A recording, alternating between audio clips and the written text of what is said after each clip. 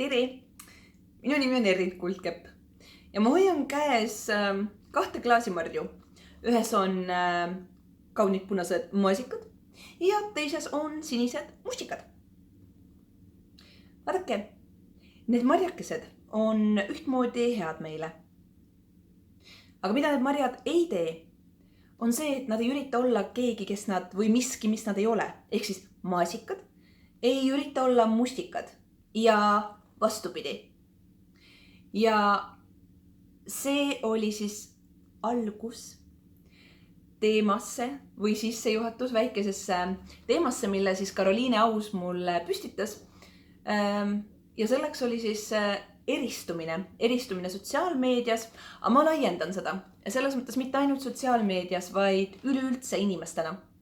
Vaadake, kõik otsivad oma seda mingit eripära kuskilt nagu väljast, panevad ilusamad riided, prillid, muudavad soengut ja nii edasi. Aga minu jaoks algab see kõik tegelikult meie sisemisest nagu maailmast, mis meil siin toimub. Ja sellepärast, et nagu meie eristumise faktor oleme meie ise. Ehk siis, kui me tunneme piisavalt huvi selle vastu, kes me inimestena oleme, ja julgen väita, et me oleme kogu aeg progresseeruvas arengus, vähemalt loota võib, siis kui me tunneme nagu selle vastu huvi, kes me inimestena oleme, igapäevaselt üha enam, siis see hakkab välja paistma ja see hakkab mitte ainult välja paistma nii-öelda siis rõivastuses. Meie eristumine on meie käitumine, meie suhtumine, kuidas me maailma näeme, kuidas me seda tajume ja tunnetame. Sellepärast, et vaadake, meil on see kõigil väga-väga erinev. Kes on vaiksem, ei saa üleöö muutuda lärmakaks ja aktiivseks, võib-olla siis nii-öelda seltskonnahingeks. See, kes on seltskonnahing, see ei saa muutuda üleöö vaikseks inimeseks. Need olid 2 äärmust, mis näite ma tõin. Aga selleks tõepoolest, et eristuda, me peame lihtsalt tahtma ennast rohkem tundma õppida. Karoliine küsis, et kuidas ma siis sotsiaalmeedias nii aktiivselt toimetan nii oma ettevõtte Positively Inspiring Lifestyle'i alt, kui ka nii-öelda isikubränd ehk siis Erin Kuldkepp alt. Ja kust tegelikult ka see sisu, kust need mõtted, ideed. Teate, tegelikult on see lihtsalt viis jagada iseenda maailmapilti. Ja ma täiesti annan aru, et väga paljud ei mõista seda, väga paljud mõistavad seda hukka. See on väga-väga okei, aga väga paljudele see meeldib. Ja minu soov on alati olnud oma tegevuse kaudu inimesi innustada. Kas vaatama lähemalt marju, loodust, lilli, keskkonda meie ümber, võib-olla siis jagada erinevaid mõtteviise ja kõike, mis tuleb nagu hingest. Kui ma mõtlen oma postitustele, mida ma ka teen sotsiaalmeedias, siis teate, need tulevad nagu südamest. Kui ma näen mingit hetke, ma pildistan selle sama telefoniga, millega ma praegu filmin. Mul ei ole fotoaparaati, aga mul on siiras tahe ja soov inimesi kuidagi innustada, inspireerida ja jagada seda, mis meie ümber on. Vaadake, aeg-ajalt on inimesed nii oma selles võib-olla igapäeva elu rütmist kurnatud ja neil ei ole aega minna kas siis välja või metsa või hommikul vara parki.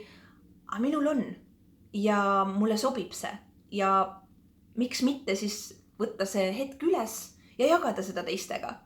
Ja teate, kui äge tunne on siis, kui teile kirjutatakse ja öeldakse, et sinu postitus või mõtteavaldus innustas tegema 2., 3., 4. sammu, inimestega suhtlema, alustama mingit uut etappi oma elus. See on äge.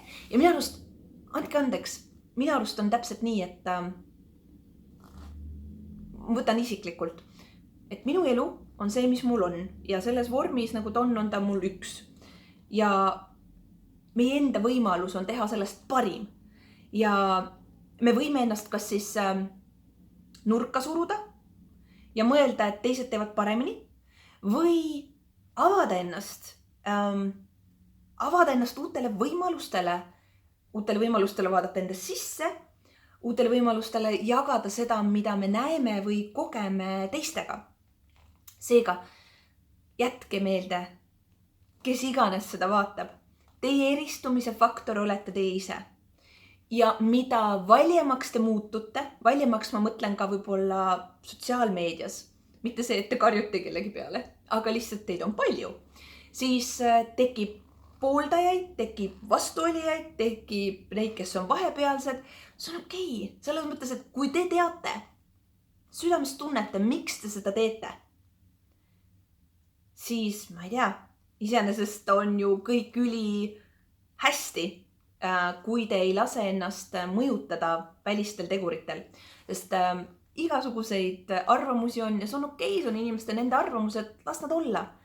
Aga kui teie tunnete, et teie sees on muusika, mis tahab väljendamist väljapoole, siis andke minna ja riburada pidi leidke üles iseenda need uued avastamata piirkondad enda sees, hingelises maailmas ja ka need, kuidas te seda maailmaga jagate. Sellepärast, et kui te saate oma tegevuse kaudu kedagi teist inspireerida, siis minu arust on juba üliäge.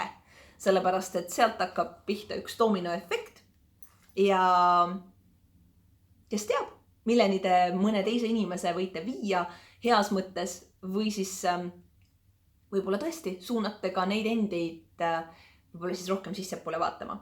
Väga vabandan, et see läks pisut pikemaks kui planeeritud, aga igatahes minu soovitus, otsige üles see päris mina teie enda sees ja julgege seda teekonda nautida ja vahepeal räigelt kukkuda ja komistuda, aga siis hopstigi üles tõusta ja elada elu täpselt nii, nagu ütleb teile sisetunde. Aitäh!